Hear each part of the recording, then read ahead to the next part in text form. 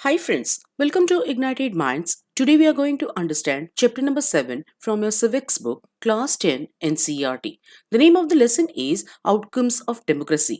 आज हम इस वीडियो में पढ़ने वाले हैं accommodation of social diversity.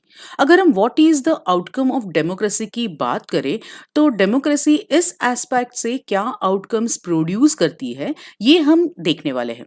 So let's begin the topic. जब हम एक सोसाइटी की बात करें तो सोसाइटी में अलग अलग तरह के लोग रहते हैं। Different religion, different caste, different language, सब सोसाइटी में रहते हैं।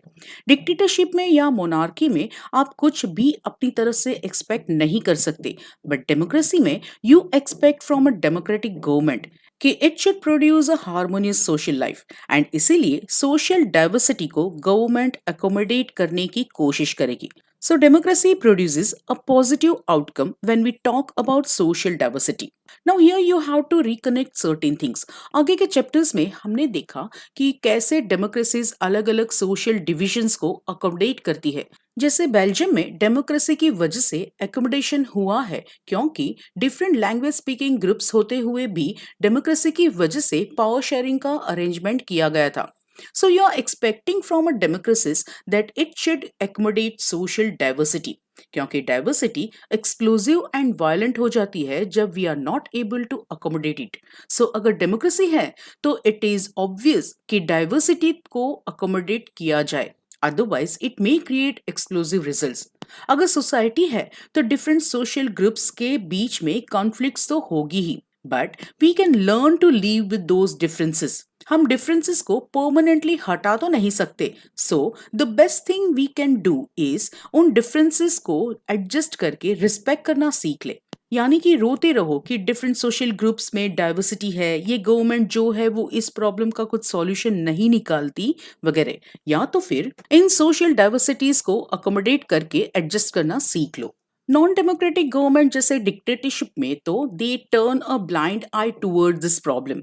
अगर सोशल डाइवर्सिटी है तो है, इसी के साथ एडजस्ट करो, एंड अगर कोई भी इंटरनल सोशल कॉन्फ्लिक्ट्स या डिफरेंसेस होते हैं तो this government suppresses the conflicts. But जब हम डाइवर्सिटी की बात करते हैं तो democracy is best suited to produce this outcome. So democracy का सबसे बेस्ट प्लस पॉइंट ही यही है कि it has the ability to handle social differences, divisions and conflicts. अब ये प्रॉब्लम का सॉल्यूशन हमारे जैसे डेमोक्रेटिक कंट्री के पास है, बट श्रीलंका में ऐसा नहीं है। तो the question is why Sri Lanka is not able to accommodate social diversity. Now here we have to understand कि डेमोक्रेसी का मतलब ये नहीं है कि मेजॉरिटी वोट्स मिलने की वजह से तुम्हारी गवर्नमेंट बन गई तो माइनॉरिटीज जिसने अगेंस्ट में वोट दिए थे उन्हें नेग्लेक्ट किया जाए। सपोज घर में बहुत सारे मेहमान हैं, खाने पे क्या बनेगा पूछने पर मेजॉरिटी ने कहा सब्जी रोटी एंड थोड़े ने कहा दाल चावल भी बनने चाहिए। तो अगर मेजॉरिटी के साथ जाते हुए हम सब्जी रोटी बनाते हैं तो माइनॉरिटीज को नेग्लेक्ट करके उन्हें भूखा तो नहीं छोड़ सकते ना, उनके लिए भी कुछ तो प्रोविजन करना ही पड़ेगा। तो अगर डेमोक्रेसी में मेजॉरिटी प्रिवेल करती है तो दैट डजंट मीन कि उनका ओपिनियन माइनॉरिटीज पर थोपा जाए। सो मेजॉरिटी ने अगर सब्जी रोटी कही तो दैट डजंट मीन कि हम माइनॉरिटीज को नेग्लेक्ट करके एंड उन्हें भी सब्जी रोटी ही खिला दे। माइनॉरिटीज के बारे में भी सोचा जाए। Majority should always work with minorities. Minorities' opinion should also be considered. वैसे अगर देखा जाए तो मेजॉरिटी एंड माइनॉरिटी के ओपिनियंस आर नॉट परमानेंट। आज अगर मुझे रोटी सब्जी खानी है तो कल मुझे गुजराती या चाइनीज फूड भी खाना हो सकता है।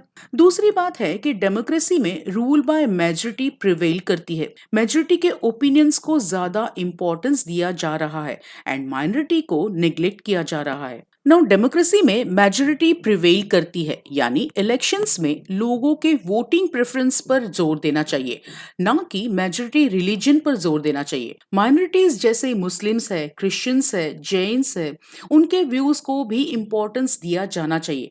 गुजरात में है तो गुजरातीज को ही इम्पोर्टेंस ना दिया जाए, एंड महाराष्ट्र में है तो महाराष्ट्रियंस को ही इम्पोर्टेंस ना दिया जाए। माइनॉरिटीज की भी बात सुनी जाए एंड उनके व्यूज को भी इम्पोर्टेंस इम्पोर्टेंस दिया जाना चाहिए. So, irrespective of religion, caste, race, or linguistic groups, citizens should be free to give their opinions.